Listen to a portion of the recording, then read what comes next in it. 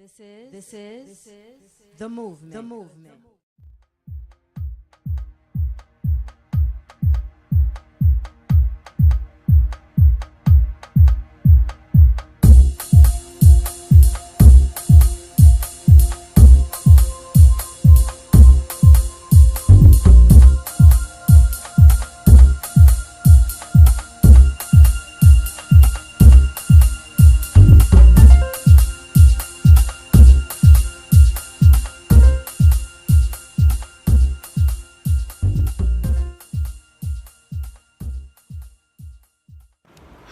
Outside of you raising It's money. not fancy.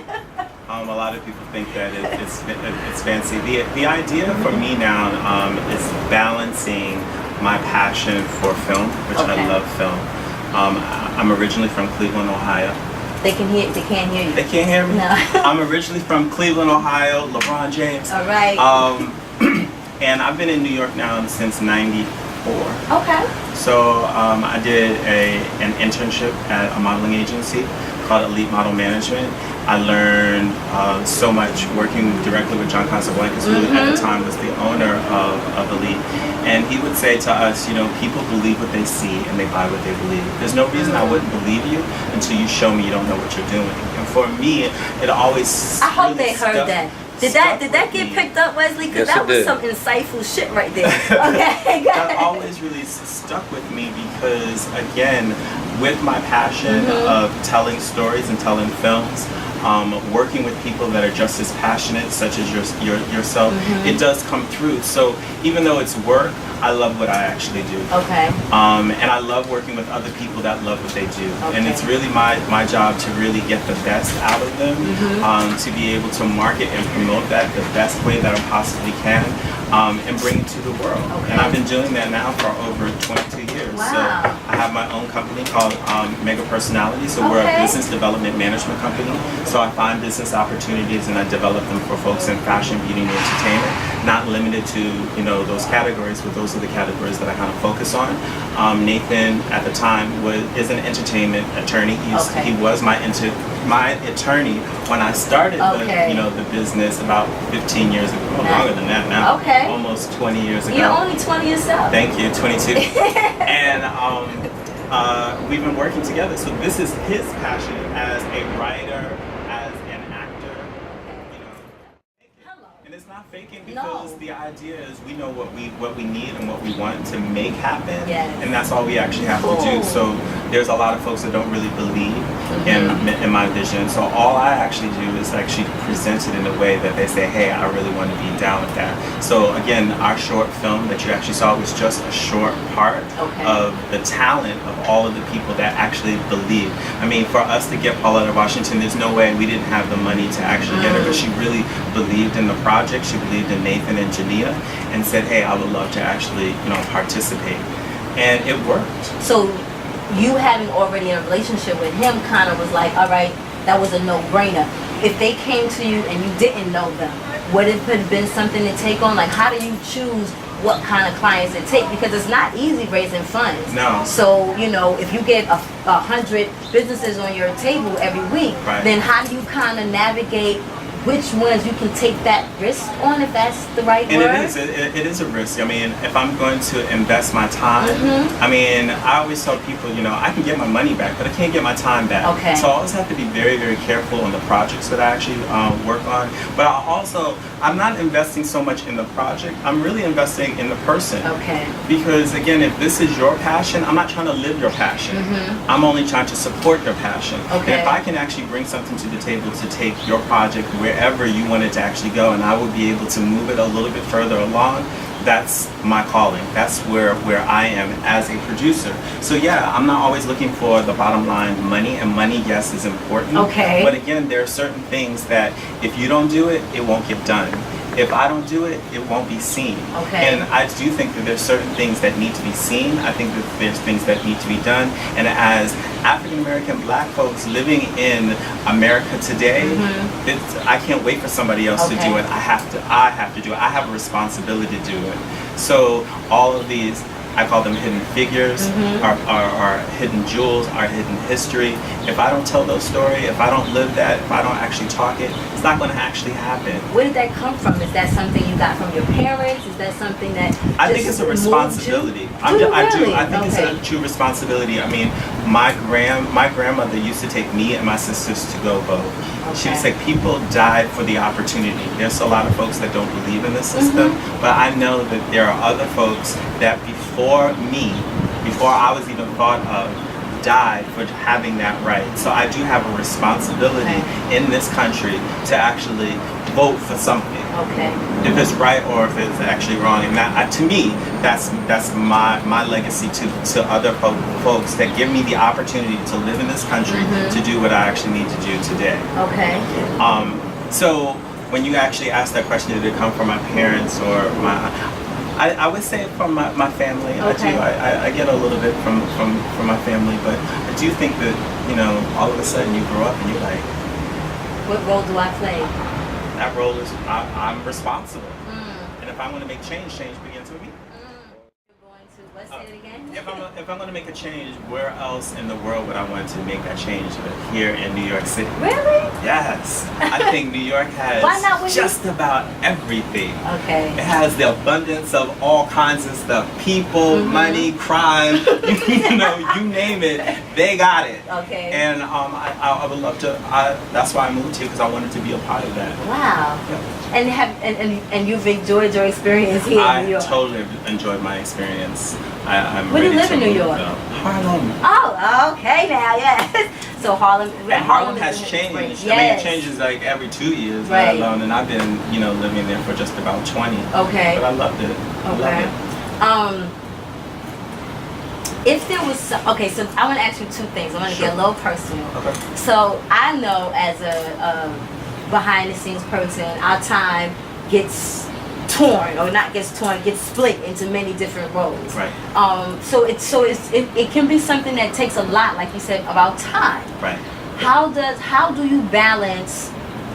Do you do one project at a time? Do you do multiple projects at a time? How do you still balance work and personal life? Have you learned to balance work and personal? No, do you take time for personal? I do take time, because you have to balance life with leisure. So if I don't recharge my battery, then I actually just going to be burnt out. And it's hard to replace moi, Richard. It really is. So it did take me a time to understand that. But I do balance life with leisure. When I pick my projects, I'm a Virgo. So I don't know if a lot of folks are into astrology, but as a perfectionist that we are, and I'm a September Virgo. August Virgos and September Virgos are different, but I'm a September Virgo, and with that, we work on multiple projects all at one time. And it is a process for me to really balance all of those things. Boundaries are important, relationships are important. I am a true entrepreneur, and I've been an entrepreneur pretty much my whole entire life. It's a different mindset, so there are a lot of folks that just don't really understand that, because if you have a regular 9 to 5, I can get a check every 2 weeks, and this is actually what happens. But for entrepreneurs, it's a little bit different. So, you know, it is a little bit of a hustle mentality, not in a bad way, but I still have to kind of hustle to kind of make something actually happen, to actually get paid.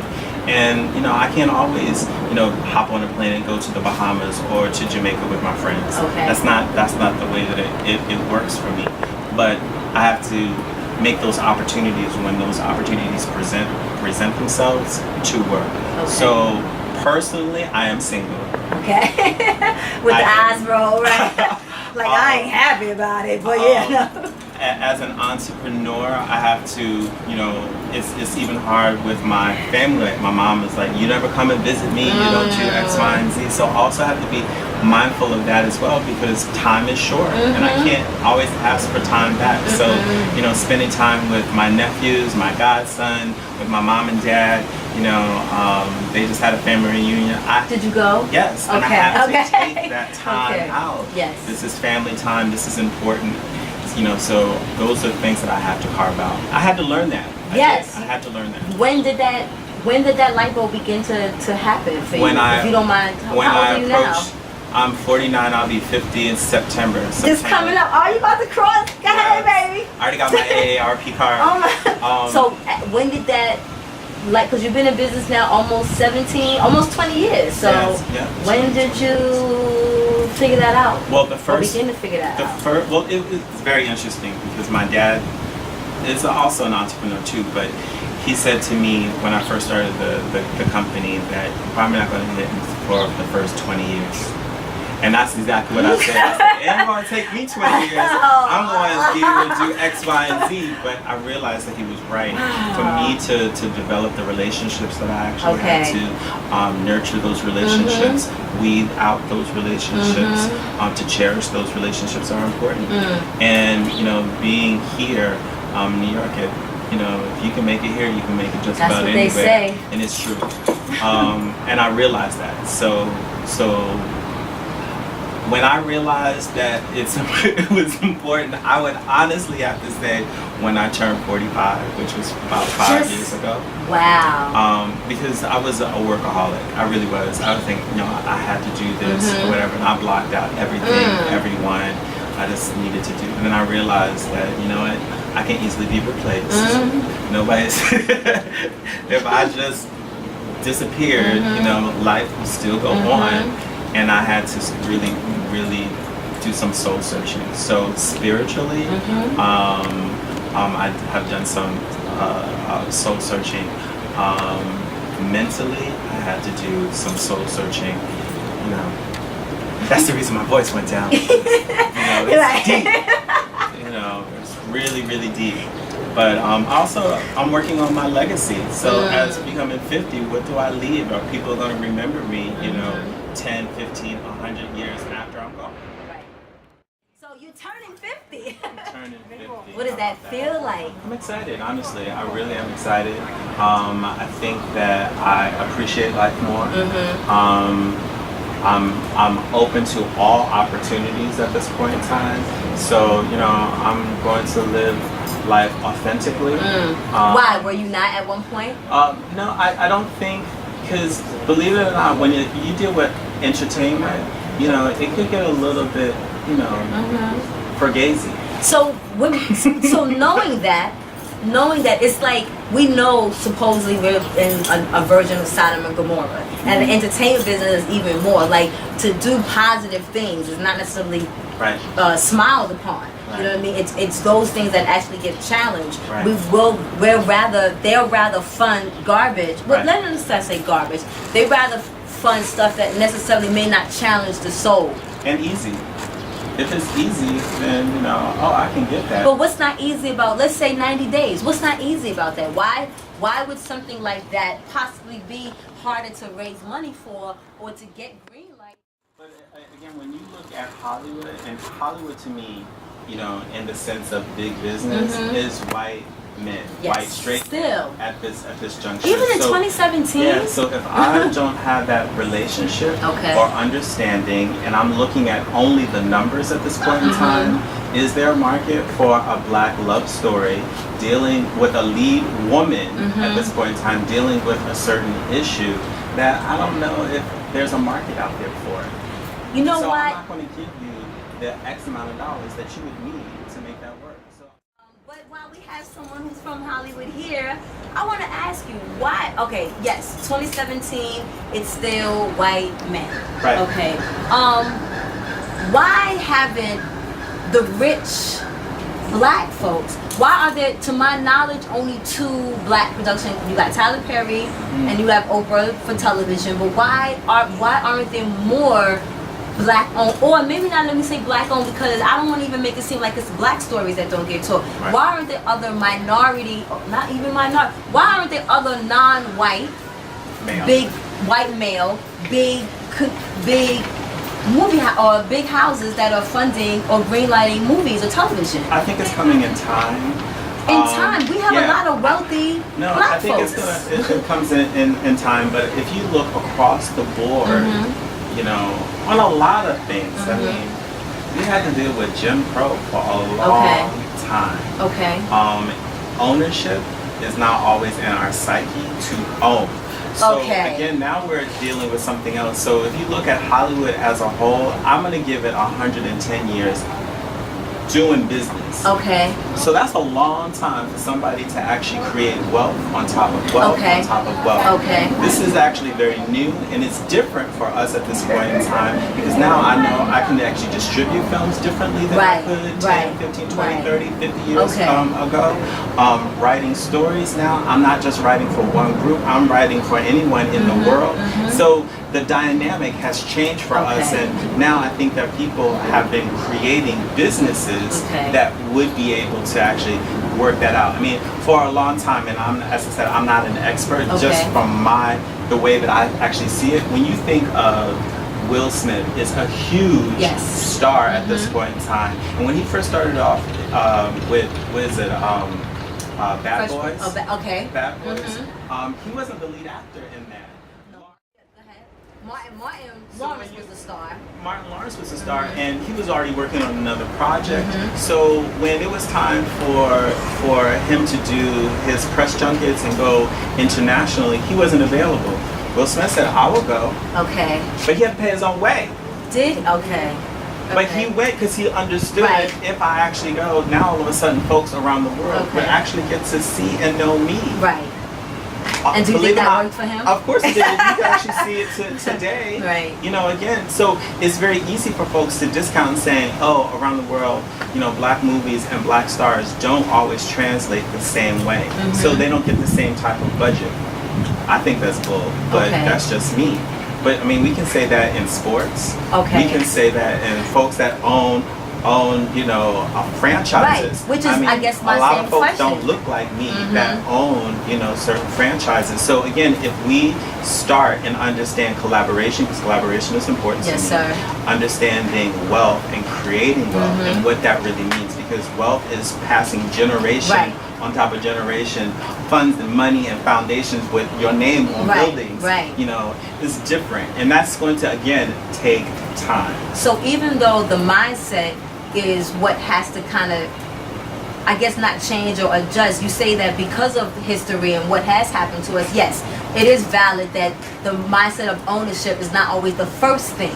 We kind of figure out, well, I'm a talent, so let me just make my wealth off of that. Right. But we do have the mindset, because we can look at Haiti as being, you know, the first free country. We can look at the Black Wall Streets around the world during different times of townships, of black people seeing the value of ownership and entrepreneurship. So I feel like, yes, we can say that, but I think it's still a disappointment to me when we talk about franchises or sports or entertainment, since that's where we're both coming from. Right. Yes, now 2017, there are different mediums and platforms that we can put our own product out, but it's like we gotta maneuver instead of still being able to go through the door and say, I don't, what is it, Samuel and Goldstein or Universal, you know, why?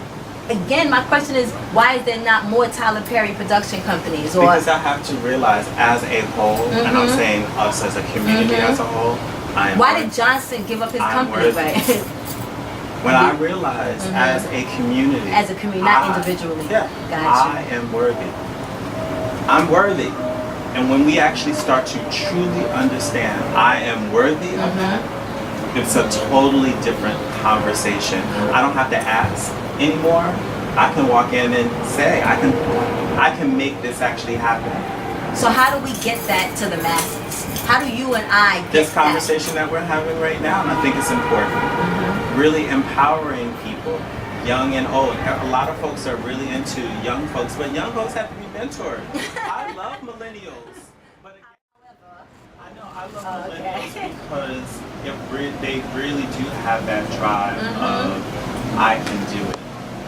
I think not only can you just tell me that you actually can do it, but I need you to really show and prove that you can also do it too. Talk is cheap. Yes. So if you're going to talk a good game, I need you to bring it too. Okay. And I really do think that when it comes to most of the millennials that I understand, they could talk a really good game, but I need you to back a lot of that stuff up. Which is where the mentors come in to help them navigate and figure that out. I want you to understand your history. I want you to understand why people are acting or reacting the way that they are.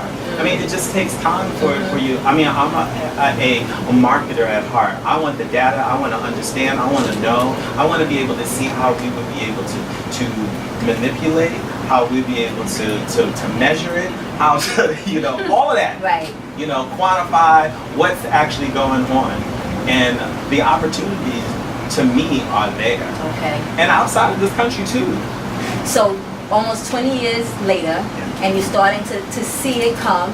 5 years ago, 6 years ago, we got the light bulb to have balance in our life. So would you say now it is that you are starting to see more of the fruits of your labor, or do you still find it to be? No, when the question before that you asked, which I thought was a very valid question, I mean, I'm sure that a lot of opportunities come to you, which ones do you actually pick? I get emotional too. I want to pray over it. I want to sit on it. I want to be able to actually see, because when well, one of the reasons that I wanted to be a manager back in the day before I moved to New York. Raise your voice so they can hear you. When I worked with Elite. Okay. When Red Fox and Sammy Davis Jr. passed away, their managers took like a lot of their money, or didn't manage their money the way that I believe they should have to pass on this money as a legacy. And I said, if I ever became an entertainment manager, I want to be able to really take care of my artists, my talent, that they knew that they were actually safe. And I think that a lot of that's important. Unfortunately, some of the talent, they get comfortable. Oh, Rich is going to take care of that. If I'm only getting 15 or 20% of the pay, I should be only doing 15 or 20% of the work, right? That means that you should be doing 80 all of the right. work, over half of the work. And again, if this is your project, I'm actually just taking your vision and your dream and helping you elevate it. I'm not creating that dream. Do they always understand that? I don't think so, and that's the reason why it takes time on really identifying people that you really want to invest your time and energy and your money into. So, I've had a couple of false starts in the past, and that's part of growing in education and history and experience. Now I can identify and I can smell it before it comes down the pipeline. Before, so again, it comes with experience and time and all of that. What if you would have quit 10 years ago? Well, that was the other thing. And how many times have you thought about quitting? I've learned from my dad, and I have to give it to my dad for this, always stay in the game. Okay. So for me, living in New York and finding the opportunities for me to do what I actually do, I had to figure it all out. Finding a rent-stabilized apartment, figuring out how to make certain things happen, because in New York City, it's expensive. Right. So living in New York is expensive. So how many times, if at all, have you wanted to quit? There's only, believe it or not, one time. Okay. One time I really seriously thought that, I think that I've given, as much as I possibly could. And what happened? And that was in 2008. Okay. And in 2008, that was around the time that the financial bubble was going. Believe it or not, marketers, advertising dollars always get kind of caught up around that time, because we're usually the first people to get cut. And we ain't going to spend it or whatever, blah, blah, blah. And so those 2008, 2009 was kind of a dry time for me. But I had an opportunity to go to Africa for the first time. So my first visit was to Gabon. Okay. And my second trip, said first. Oh, there we go. My second trip was to Cameroon. Okay. And both of those trips were on art exchange, art and culture. And this is at the time that you're thinking about. I'm thinking about midnight, and then you get to go to Africa. I'm just gonna go get a regular 9 to 5, do 6 figures, and and chill. You get to go outside the country. But when I had the opportunity to go outside the country, I understood what my purpose really was. And it was an eye-opening experience for me. It truly was. Good. So at 50, what's just one lesson that you now know at 50 that you wish you knew at 25? Leave my audience with some depth. Just one. It doesn't have to be deep. It could be something simple. But give me one lesson you know now, approaching 50, that you wish you knew at 25. Well, I said it already earlier. But tell us again. I'll say it again. Okay. That I'm worthy. And the reason that I said that, when I first moved to New York, I was very confident, just like I'm confident now. I knew what I wanted to do, but I just didn't know how to get there. And it got to a point, and I tell this, I've shared this with a number of my friends too, but it got to a point where when I did my business cards, I would never say that I was the owner or the president. I always say that I'm the managing director. And the reason I use the word managing director at that time is because, one, I looked very young at this point, and I didn't think that people would really take me serious. So I always wanted to have a buffer, that there was somebody else that I could report to. Which sometimes worked to my advantage.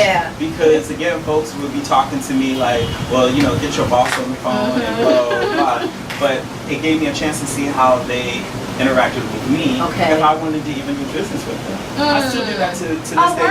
Even when we were at the film, you know, I was mixing with other folks. They didn't know I was the executive producer, because I do ear hustling. I want to see what they say, and, you know, the whole nine. And then all of a sudden, Richard, come up and, you know, say a couple shout outs, and everybody's like, no, it's him. You know, kind of thing. But I didn't think that I was really worthy at that time. It was, you know, I thought I had to do a lot of hard work and convince people and show people what I could actually really do. So where I am now, I'm even more confident, you know, if you want to do business with me or not. I think that it's easier. I don't like the word used easy, so maybe let me remove the word easy. But it's a way that I would be able to share my talents with other folks in a different way. So I'm excited about that when I turn 50. I know that's right. And that's it. Thank you. I appreciate your time. This is wonderful. Cool beans. Right out there.